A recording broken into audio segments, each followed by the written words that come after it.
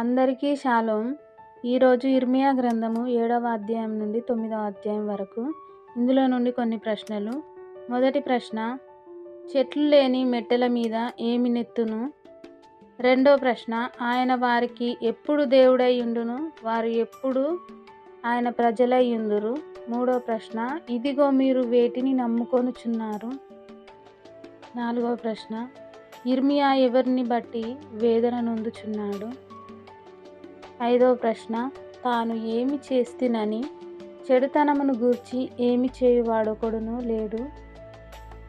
ఆరవ ప్రశ్న, ఆయనను పరిశీలనగా తెలుసుకొనుటను బట్టియే ఏమి చేయవలెను? ఏడవ ప్రశ్న, వారు దేవుని ఎరుగక దేని వెంట ఏది చేయుచు ప్రవర్తించుచున్నారు?